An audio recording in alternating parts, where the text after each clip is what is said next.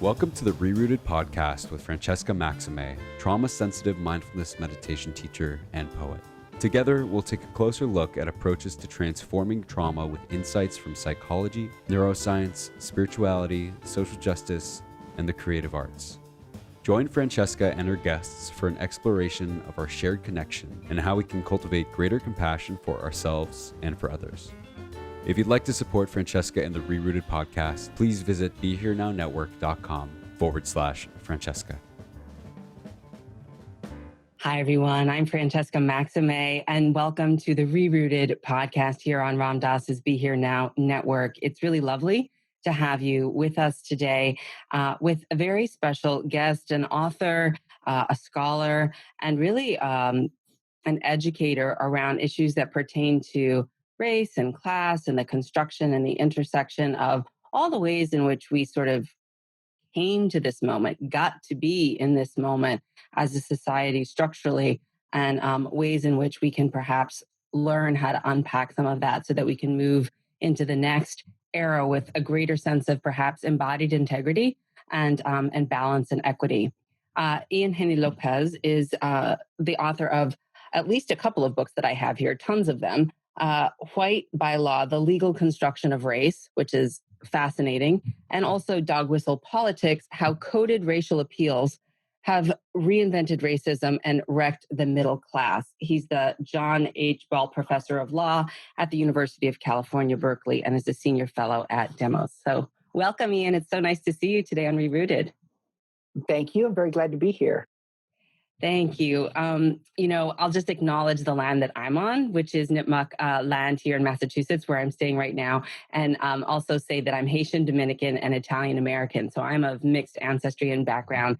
And you had just mentioned to me in the off-camera piece that you grew up in Hawaii, and how that and your mixed ethnicity also kind of informs some of the ways in which you've been able to do some of your work. So I don't know if you just want to start with a little bit about how you got into this and why this became a calling for you. And yeah, sure. So my father's white. He's fourth generation Irish American. His family over generations moved across, from the eastern seaboard, across the upper Midwest, bouncing between the United States and Canada, and arriving in eastern Washington. And then he studied to be a Jesuit for a while and was a professor of English at a Jesuit college in San Francisco. My mother is from El Salvador. She was the first woman in her family to get a college education. She came up to San Francisco and they met. A mixed race couple, and they moved to Hawaii. So I was born and raised in Hawaii along with an older brother.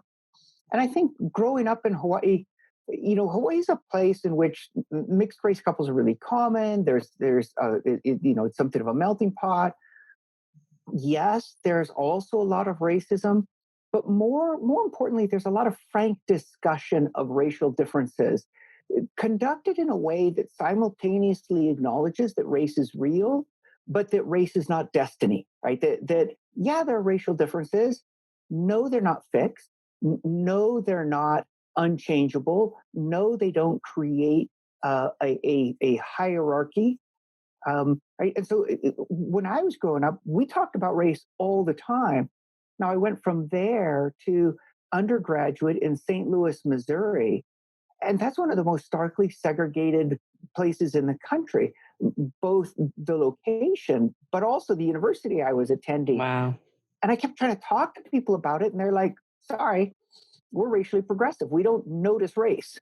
And somewhere in that process, colorblindness as an etiquette to say, we can get past racism by pretending that we don't notice the fact that we are, in fact, a starkly segregated, hierarchically organized society. Right? And so that really pushed me into race studies. Beautiful. Thank you for that. I think it just helps set the context of why we're interested in this and sort of what our own social location and our own positionality has to inform us. You studied law and you drilled down and you sort of looked at, well, what is this business of whiteness or becoming white, or what does it mean to be white, or is it white skin, or is this biological? No. Is it constructed? Maybe. Yes. How? Well, there's really, you can see my biography coming through there too. In Hawaii, I was hapa haole, which is this generic term for people who are part white. Um, on the mainland today, hapa haole is typically Asian and white, but in Hawaii, it was just anybody who was mixed with white. Like me. Okay, yeah, okay. And then I get to the mainland, and people are confused about where to put me. And I would come to understand years later when I was in graduate school at Princeton. So went through these series of experiences, right? Like people's first impression of me on the mainland, in not in California where there's a lot of dark skinned Latino people. Okay, but Missouri. Then when I went to graduate school on the East Coast, people's initial impression of me was this guy's not white, but they weren't clear what I was. So then they had to resort to other clues, and other clues included my accent, my demeanor, the clothes I was wearing. I was stopped several times by the police, and in those encounters, other clues included my state driver's license. And so I remember one episode in particular. I was walking along the waterfront in Baltimore, and I was stopped by the police, and it was a very aggressive encounter as it started with the police saying, "Come over here, boy." Right? It was just really, it was like Wow. very tense. He said, let's see some ID. Showed him, and I had this Hawaii state driver's license, and the guy suddenly he reframed how he understood my race, and suddenly I was like exotic and da da da, and I went there for my honeymoon, and I love it. Welcome to Baltimore. And it really helped me understand race isn't something that's fixed in us. Race is a social practice, it's a set of understandings. It's something that circulates in the culture, but it is interpreted and imposed by different actors at different times in different ways. That is, I was living the reality of race as a social construction. And so it really pushed my scholarship in that direction. And one of the most dramatic instances of race being socially constructed is in US naturalization law. Because in one of the first acts that Congress passed in 1790, Congress said the only people who can naturalize as citizens, that is, the only people who are foreign citizens who can become American citizens, are people who are white. But if you have to be white in order to naturalize, that means the courts have to decide who's white. And because judicial decisions require some explanation for the reasoning, so that that reasoning can be extended in later cases, they not only had to decide who was white, but they had to articulate why someone was white.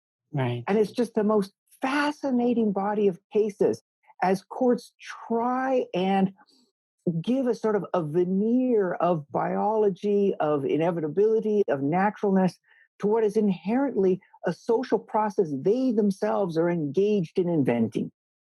Wow. Yeah. I think that's so important to note that it's not biological. It's true that we have different melanated levels of pigmentation. It's true that based on systemic oppression and constant stress, there may be social determinants of health that are differential around what have now become known as different racial groups. Or even class groups or economic groups, right? Because that, of course, is a huge factor which often is correlated to, but not always necessarily associated with race, right? And so we have these things, but I think what you're pointing to is that this is a construct that was created legally and sustained legally over time. And I wonder if you could maybe start to talk a little bit about that. White by law, the legal construction of race, this business of citizenship, who gets to be American. Well, I want to start by really emphasizing a point that you were just making because it's so important. There's this a way of understanding the idea that race is socially constructed that is just it couldn't be more wrong. It's a move that says, well, if race isn't biological, it's not real, it doesn't exist, and that's just obviously that's just false. Race is not real as biology. Race is unbelievably real as a set of social practices. We can't look at what our society does to people, the meanings, the truncated life chances, the wanton dehumanization. We can't watch the casual murder of George Floyd and then say race isn't real. That's race. It's just that that's not biology. It's what our human society is doing.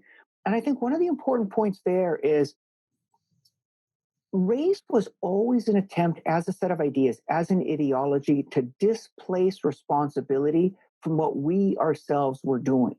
So race was a story to explain why genocide and displacement, genocide and dispossession of Native Americans was inevitable and natural, and that we weren't responsible for it. Race was a story to explain why the enslavement of millions of people, the kidnapping of millions of people from their homes, their transportation across the Atlantic, and their enslavement here in North America was natural and inevitable, and we weren't responsible for it. That is, the claim that race is a biology is a way to insulate us from responsibility from what we've done, what our society's done. And the move to say, no, this is a social construction. Race is a social practice, is a way of saying, and we are responsible for what we've done. And in some ways, that's condemnatory. But in other ways, it's also emancipatory. It's also hopeful. Because what human society has done, human society can undo, human society can repair. And this is one of the most powerful things I think that Martin Luther King said. He was talking about the damage that had been done to Black families through segregation, through restricted job opportunities. And he said, that damage is real, but it's not a function of being Black. It's not a function of biology. It's what we've done. And he said, and what man has done, man can undo, man can repair. And that's the point. To take seriously the social construction, not to deny the realities of racism, but to properly locate the origins of this hierarchy, of these harms, and to say, we must take responsibility, we must engage in repair. Right. Beautiful. Yes. And thank you for emphasizing that point, which was what I intended to say, but maybe didn't come across quite that way. You did. Absolutely. It just reminded me of how important that point is. Well, it is, because I think that what happens is I'll be in a lot of settings, and I work in a lot of therapeutic settings, trauma healing settings, mindfulness settings, and, work with a lot of communities of color, as well as people who have white racial advantage or light skin privilege even, or interracial couples, just a variety of populations, along with the LGBTQIAP plus TGNC population, like just a lot of different kinds of folks that have been oppressed by or marginalized by this system, which centers a certain kind of person and doesn't, have everyone fitting in there. But I guess which I'm glad, but not glad about the oppression about that. I'm glad about the fact that we're all beautifully unique. When you talk about the legalization, the endorsement, if you will, of legally what has happened in order to create, foment, and sustain this. And then we can talk about how this lives in culture, this lives in social interactions. But can you talk about some of the legal pieces that people probably just don't know, because it's not like they're taught in our textbooks? Yeah, I think that the two things are happening simultaneously. That is, social practices are arising very often propelled by self-interested groups. So, what is going to be the relationship between farm owners, plantation owners, and unfree labor? How can they maintain that system? How can they justify it? And it gives rise to slavery that simultaneously is in a feedback loop with law. Right? So that initially you get some laws that say, well, we're going to prohibit fornication between Christians and non-Christians. And you can see that there's this initial move to say, what's going to define somebody as subject to enslavement, subject to a lifetime of unfree labor, unpaid, uncompensated labor for themselves and their posterity, is whether they're Christian, or Christian was being counterposed to savage. But it turns out people can convert pretty easily. It was too unstable a base.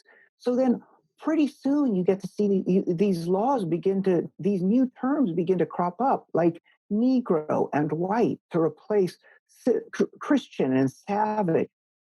Now, even Negro and white, those are still unstable terms, because there's mixing going on. Some of it is rooted in genuine affection. Right? It's important to recognize that human beings are human beings, and we recognize and are capable of loving other human beings. A lot of it was a function of power, the power that the plantation owners had over these people who had been kidnapped and stripped of their identity, taken from their homes, taken away from their families, stripped of all power. In that context, what was the dividing line? And initially it was something like, well, if you were more than 3/4 of African descent. And then later on, as the system developed and became more rigid, it moved to a any drop of blood sort of rule, right? But this is happening in law, but as a codification of what's happening culturally. And it's important that law is learning from culture because law is simultaneously legitimizing culture. Mm. Maybe the most dramatic example of that right now is the way in which Donald Trump talks about law and order and crime breakers. And what he's communicating there is the power of law to give a seemingly neutral explanation for why these sorts of people are outside the bounds of our care. Why these people are, in significant ways, not like us. They are law breakers, they are felons, or they are imprisoned, they are incarcerated. A law carries with it this incredible normative force, this legitimacy. Like, hey, they broke the law, as in they are fundamentally different from us, right? And that's a lot of the work that race does. When it's like, well, the law is unjust, the law is unfair, the way it's being applied is designed to reinforce social hierarchies. That's much more difficult for people to grasp. Right. So there's that the cultural power of law. It too is a cultural institution, but it pretends to stand above culture and carry a lot of normative legitimacy. When you're saying that, what I'm thinking, I'm sort of building this little pyramid: law, then culture, and then what I see on top is economics. I wouldn't put economics up there. I'd put power up there. Power. Okay, I was going to say like elitism or like greed. Like that's what I mean by it when I mean it. That it really is in service to financial extraction, which is wealth, money, power. I think that the financial is a big part of it. The resources, the extraction, the hoarding, right? That's a big part of it. But I think that power is its own thing. So you think about someone like Donald Trump, or you think about these different billionaires, Mark Zuckerberg. I mean, does the money matter anymore? I mean, at a certain scale, the wealth is just so immense, and the length of our lifetime so short. Sure. It's just there's no. It's not really about the resources anymore. It's about power over others, power vis-a-vis others, in competition, bending others to your will, right? And so, the reason I want to put it in terms of power is, sometimes when we talk about finances or when we talk about economics, there's the tendency to strip away the cultural elements and to really start talking about dollars and cents and the sort of cold calculation. Power is instead a fundamentally human phenomena. It draws on things like status and competition and threat and insecurity. It draws very heavily on culture.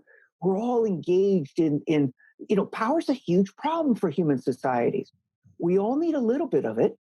We need enough so that we can make decisions, exercise agency, take care of others, be generous towards others, take care of others when they need it, be in a position to accept help from others when we need it. We need some, but we need to create institutions that guard against the few having too much. Abusive power.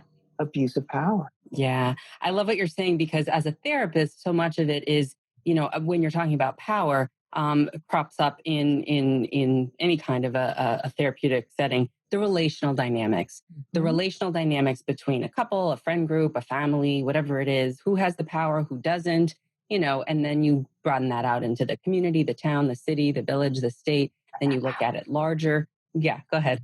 How the power is exercised and how the power is justified.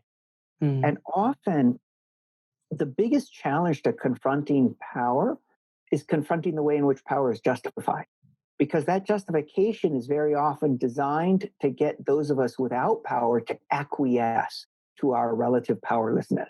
Right? This is sort of fancy language, but what we're trying to say here is the rich exercise or the powerful elite exercise so much power in our society, not through direct violence, not through direct force, but instead through stories about how they deserve to be rich, they deserve to be powerful, and we don't.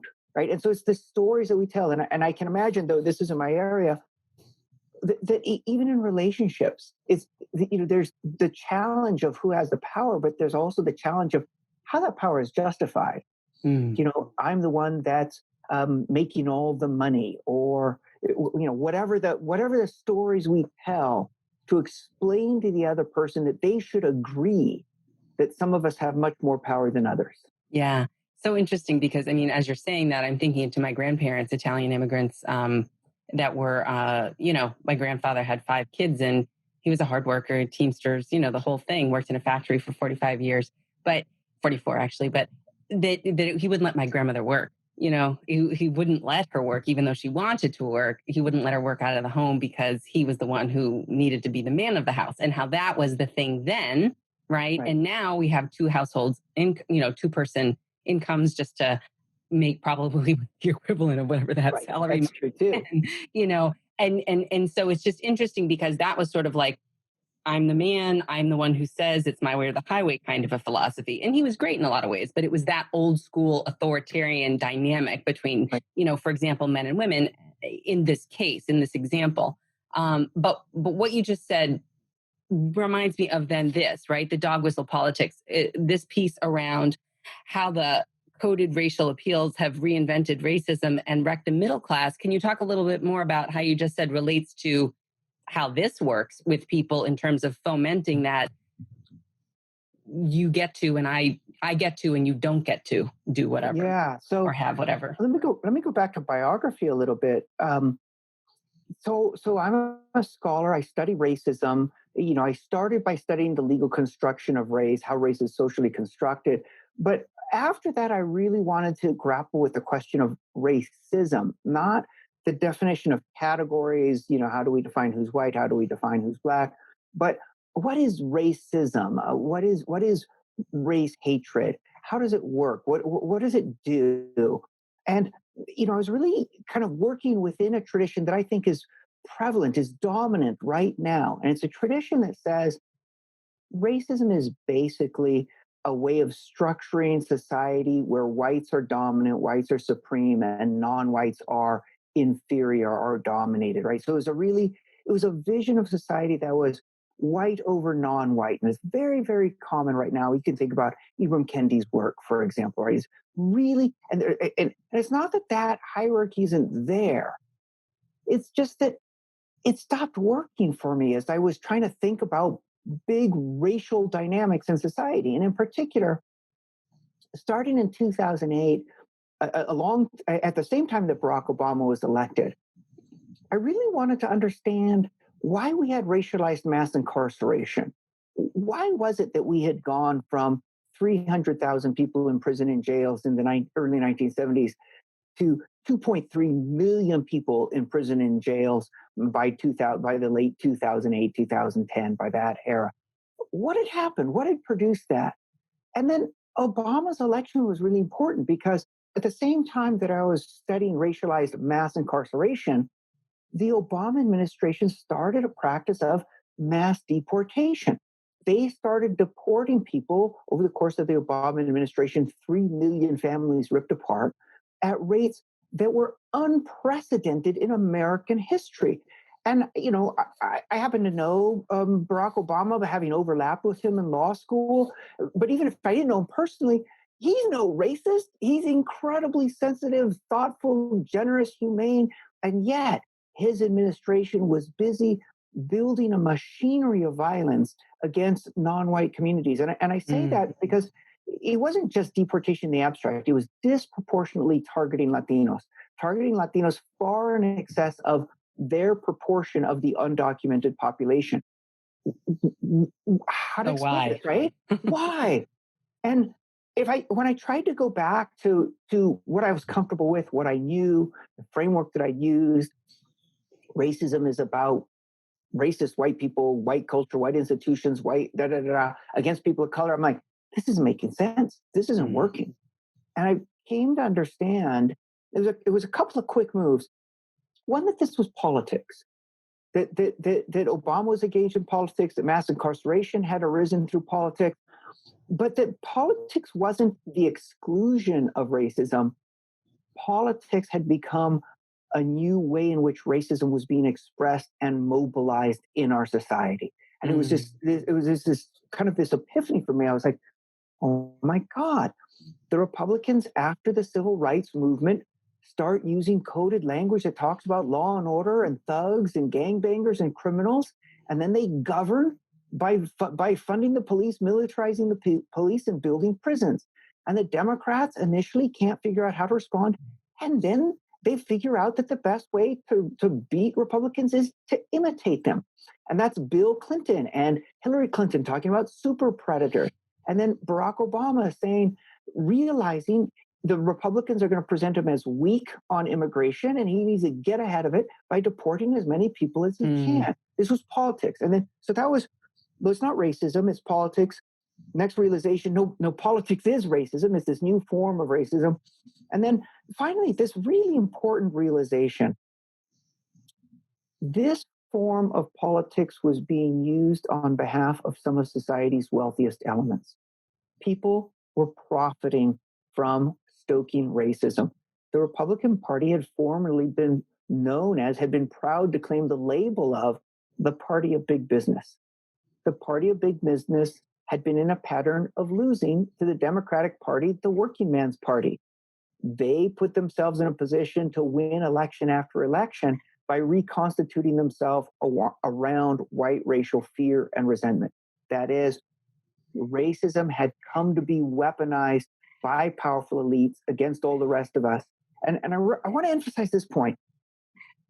Is there white racism?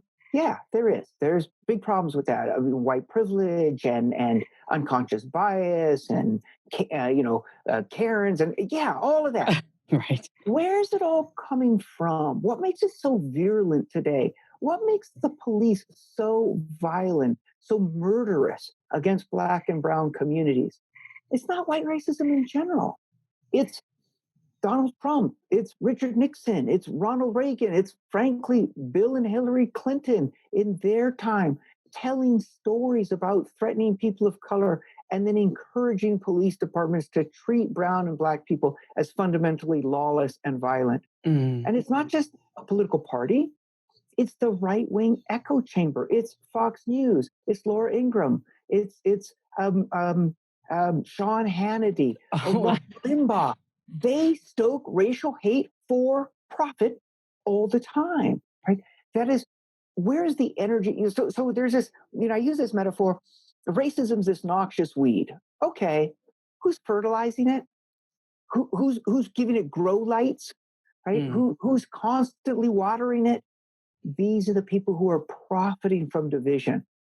And when we can see profit as a motive, we can start to understand what's happened to us very, very differently in terms of policy, in terms of politics, political parties, in terms of why racial division and conflict is so bad, and also in terms of economic suffering for the majority of Americans.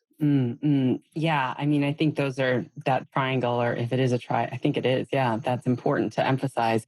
And as you're talking, I had mentioned off camera before, and some of the listeners and viewers know this and some don't, but I spent nearly 20 years as a, news anchor and a reporter, and I've worked for, Fox, and I've worked for NBC, and I've worked for... You worked for Fox? I didn't know that. Well, I did. And here in Boston, I worked for an O&O. And I remember when I was interviewing Mitt Romney, for example, I was having to, I was trying to ask him some of the tougher questions, and I was chastised because then he was going to not grant the station more interviews. And so he was threatening exposure and engagement if he were feeling uncomfortable about my line of inquiry. And so therefore I became the pariah within the station. And so it would go on like this. And then I worked for Tribune stations and Sinclair stations, which are very similar in mindset. And even in other arenas, just the whole idea of suicide by cop. Whose mugshot do we put up? What stories are we reporting? How it's the framing of the story.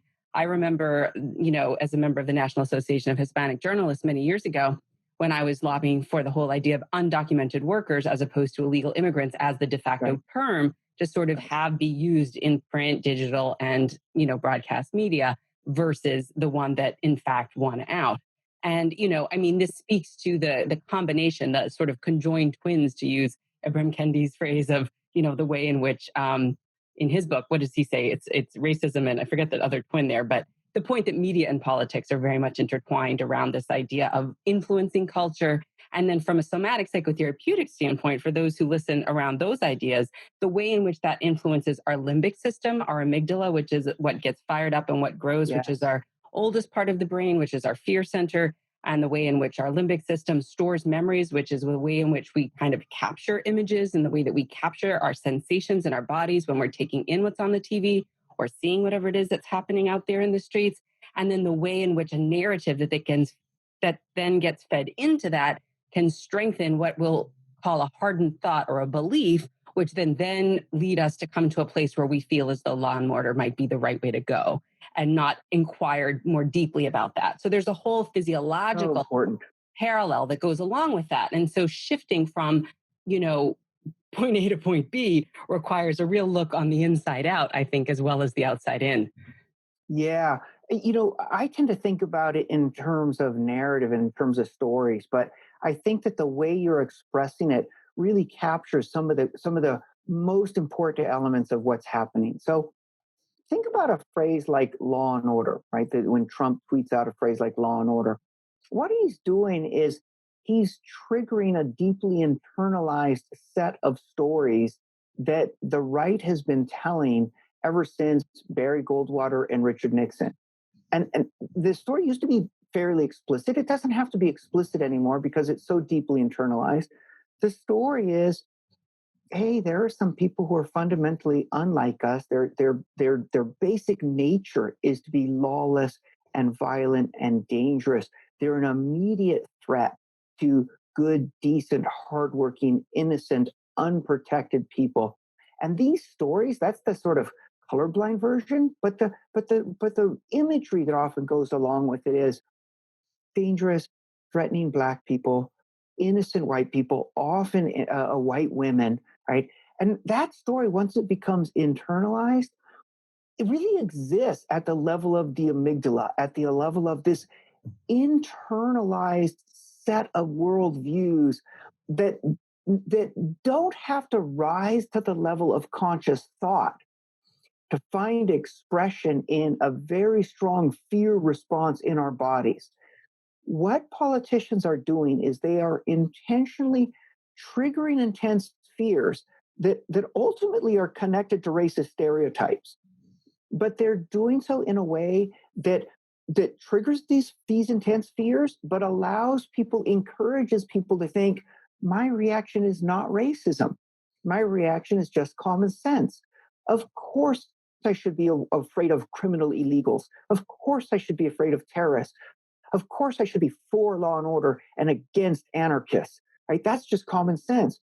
When the source of that, of the sort of, the rush in the body, that intense, the sort of visceral fear, that is ultimately these racist stereotypes that we've internalized about African Americans, about Latinos, frankly, also about Asian Americans, about the Chinese, right? Donald Trump is doing a lot to redirect attention away from his failed response to the pandemic onto China. And he pretends that it's China as geography.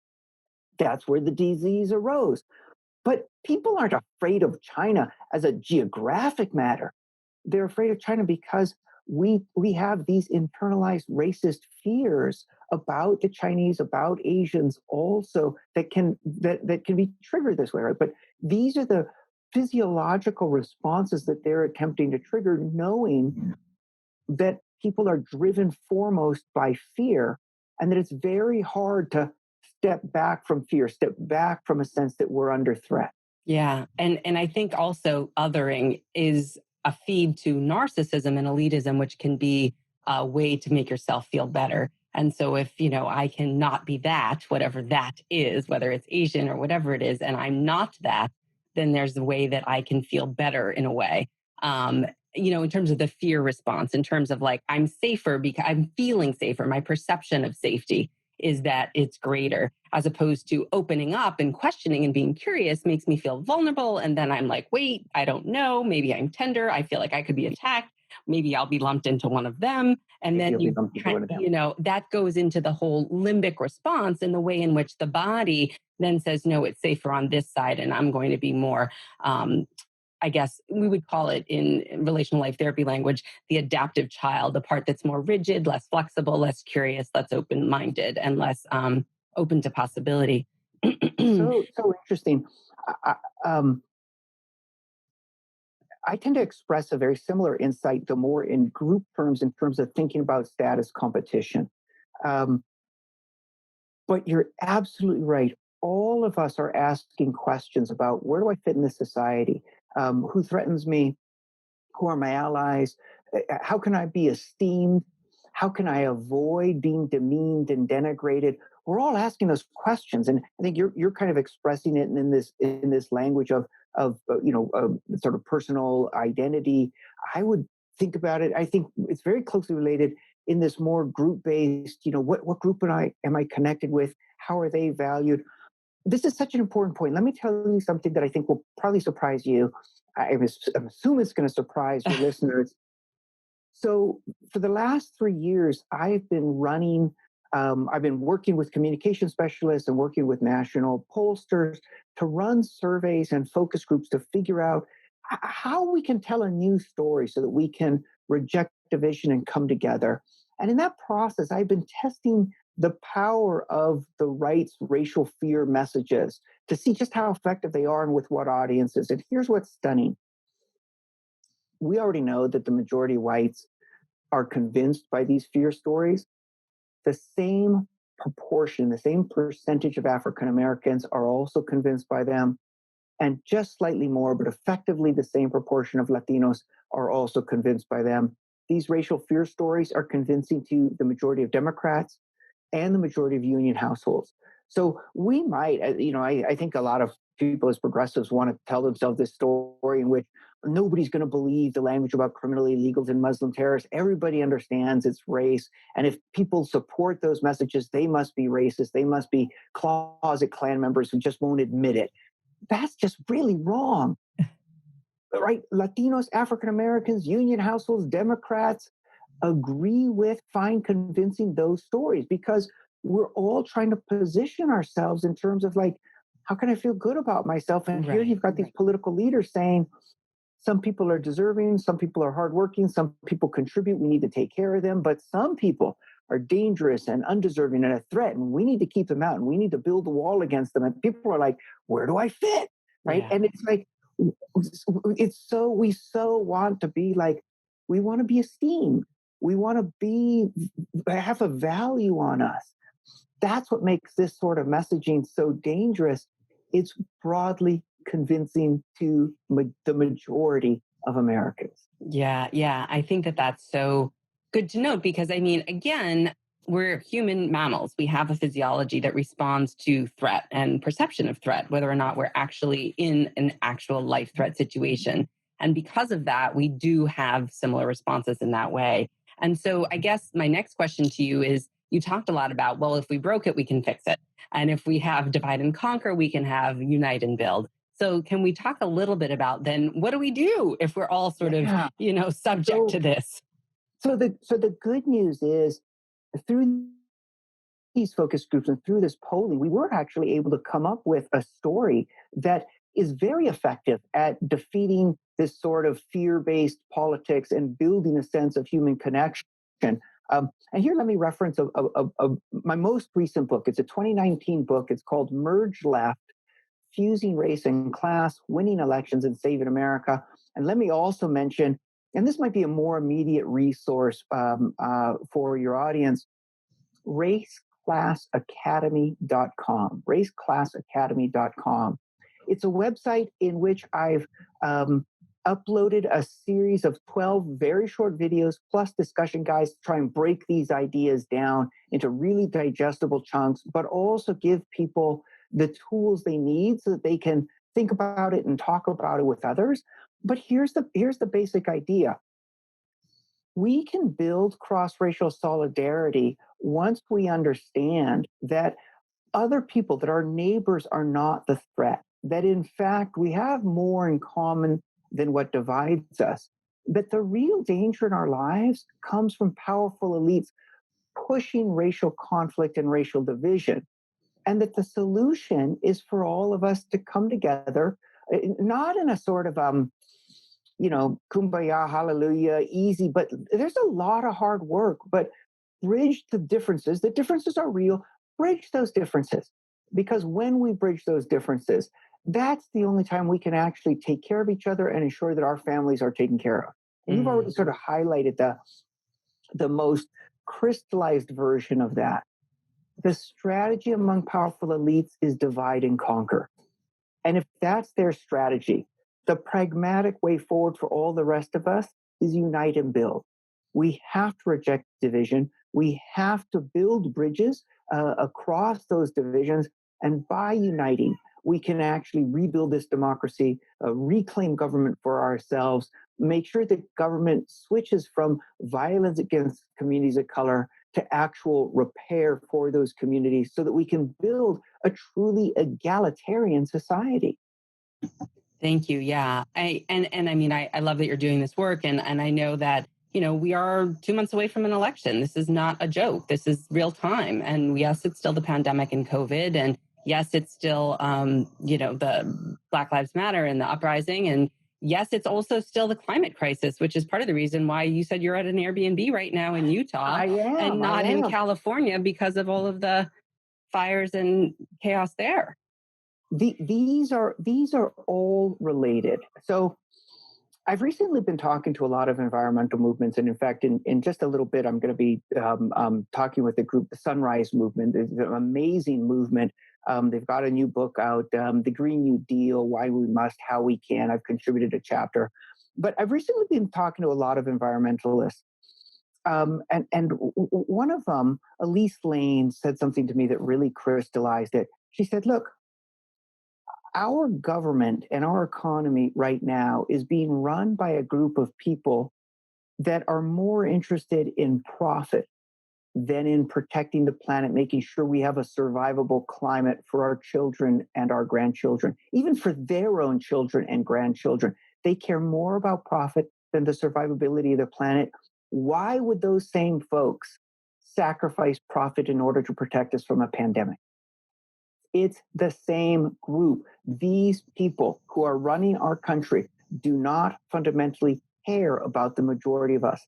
They care more about their profit. They care more about their power. These things are really, really deeply connected. How then do these greedy, self-interested individuals who are power obsessed stay in power? Through divide and conquer. Right. So, and this is the reason I'm talking to the environmental movement. You think about the Koch brothers, right? So the Koch own, one of them recently deceased, but they were the owners of, one of them continues to own the largest privately held petrochemical conglomerate in the United States, worth billions of dollars. Their profits depend upon continued extraction and burning of fossil fuels.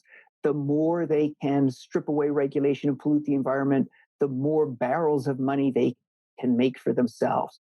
How do they continue to profit from pollution? They fund grassroots, white supremacist, racial resentment groups. They funded and helped create the Tea Party movement, which was anti-immigrant, anti-Muslim, anti-Black, and anti-Obama as their strategy to continue reaping whirlwind profits from petrochemicals. Right. So the strategy of the wealthy elites right now is to sow social division and discord, primarily around race, but not exclusively.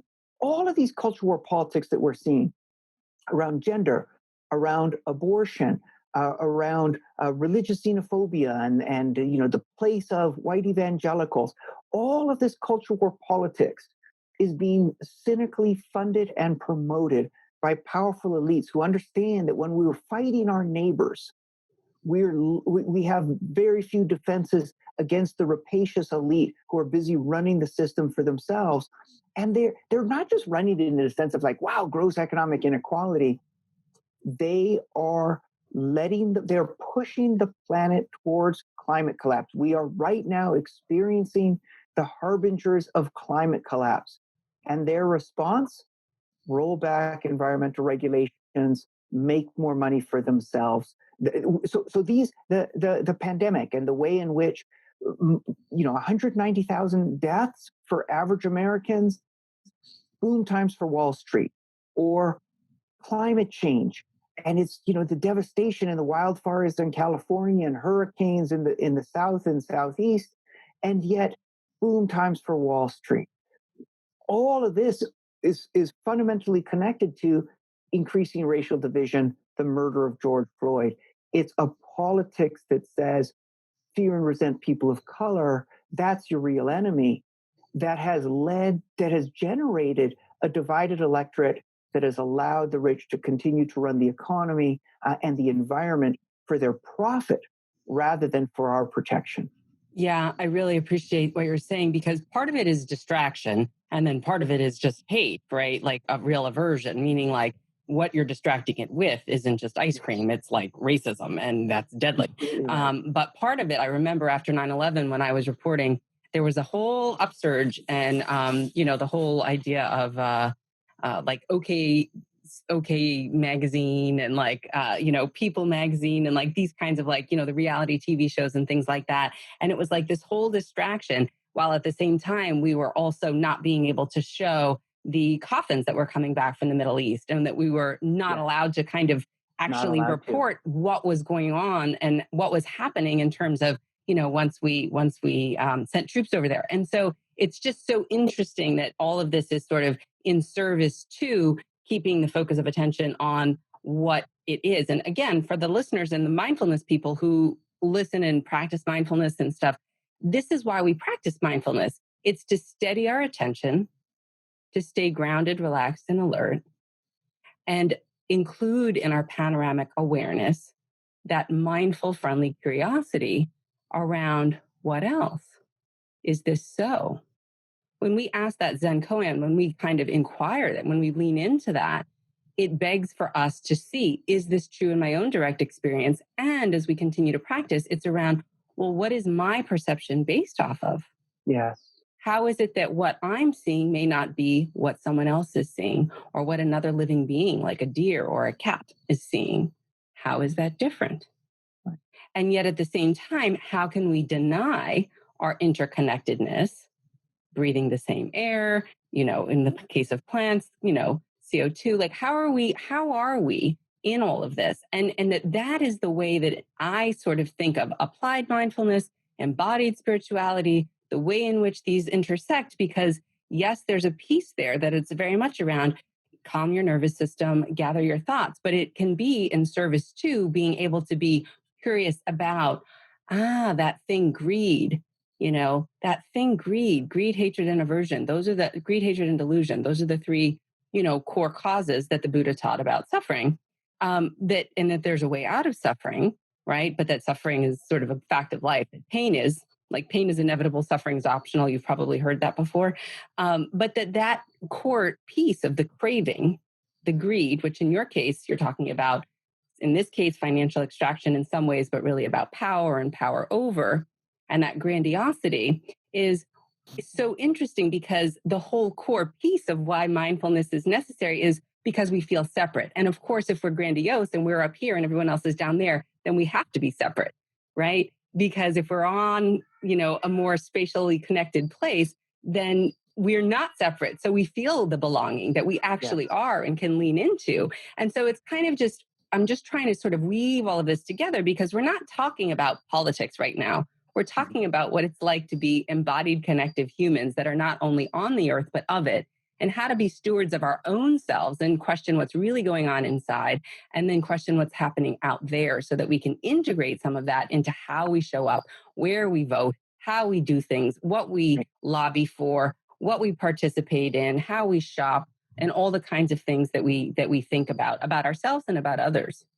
I love it. I love it. It's so, you're so right. Here, here's this other language to use, but it's really saying what you're saying. And I really love what you're saying. The only way the powerful few can continue to run society for their benefit is if they shatter social solidarity, if they push us away from a sense of connection with each other and towards a sense of fear and threat from each other. In order to respond to that, we need to purposefully rebuild our sense of connection to others. Now, we can't do that if we remain in a state of fearfulness towards others. And in order to get past the fear, in my language, I would say we need to engage in critical thinking. We need to be like, who benefits from this? Who's telling me this? Is this really true? Right? All the sort of questions that you're identifying, that you're surfacing in terms of mindfulness. As a university professor, I'm like, oh, this is what we do. This is critical thinking, right? But they're all the same questions. The ability to step back for a moment and say, I'm being told a story. That story might not be true. How can I evaluate it? What values does it call upon? Who does it ask me to be? And I think that when we develop those sets of questions and we apply them to the current context, that allows us to say, the biggest threat in my life is not coming from other people like me who just might have different skin color, or different national origin, different religion, different sexual orientation. Love is love. People are people. It's all cool. They're not the threat. But there is a threat. That threat is coming from these people who are pushing division. Let me instead understand that building connection, it's not just this ideal. It is the thing I need to do to protect myself and to take care of my loved ones and to build a sort of the most capacious sense of neighborhood that I can. Right. And it's very right. This is what we're doing. Here are the core questions. Who am I in the society? Who threatens me? Who are my allies? Right? They're all relational questions. And what Donald Trump is saying is, hey, maybe you're a good, hardworking person, but you're under threat from these dangerous, lawless, violent others. And ultimately, you can't count on government because it betrays you. So your real friends are the rich and powerful, the job creators. That's their story. Progressives need to say, well, who are we? We're all people who are doing the best we can, and I want to take care of others if we can. And who threatens us? People telling us that our neighbors are actually a threat in our lives and are pushing division. And who are our allies? Everybody who will work with us to make sure that we can take care of our own family and that we can help work with them to take care of theirs as well. Right? This is a story about how we build connection with others, and then also how we build connection with the planet. Right? Who are we in relationship to this planet? Who are we in relationship to animals and plants? Are we fundamentally separate, or do we have that sense of connection? Right. I love that. We sort of came full circle. And I mean, I think that a lot of the things that I talk a lot about are, more collective ways of thinking, that other societies are structured differently. We sort of have this meritocracy and this, idea of, go west, young man, and, sort of make your way and pull yourself up by your bootstraps. And all of those are the kinds of narratives that we've talked about. And that from a mindfulness perspective, we have virya, which is sort of this like discipline, this energized sort of sense of like commitment to something. Like if someone's getting a PhD, you would want to have a certain quality of that, right? An effort, a commitment, a passion that's directed, but that's not the same as just saying, it's all about me and, I exist as an island, right? And we know this is not true because we literally come out of wombs connected to another human, and we forget that. And so, I think that for the invitation that you're offering is there are ways in which when we are able to check and see where is this really coming from and really look at the way in which we can do it in our neighborhoods, in our communities, in our families, that we can start there. We can go to your raceclassacademy.com. We can certainly find out more about the teachings there. And again, invite the inquiry, because the feeling of separation is in some ways an evolutionary glitch. We've talked a lot about this in other podcasts in terms of the way in which we have a negativity bias, the tribal communities of 150 people. And if you don't quite look like me, or I haven't seen you before, then I may want to check twice about whether or not you're the right person and those kinds of things. But that we have other things now that we can come online about and we can use to check that. So it's just a really beautiful invitation. And I know we're out of time, but I just want to invite you to sort of have any parting thoughts or closure around this conversation today. I guess I would say I've really enjoyed the conversation. I really enjoyed the conversation. I think that that it's one of those experiences in which we're using different frames and different vocabulary, but the core intuition is the same. And I would distill it to this: social solidarity has to be our North Star. And this is an ideal that honors our deepest values, but it's also a pragmatic requirement. We can see clearly now that our major social institutions have been hijacked and now fail the majority of us and fail the planet. We have to rebuild our social institutions.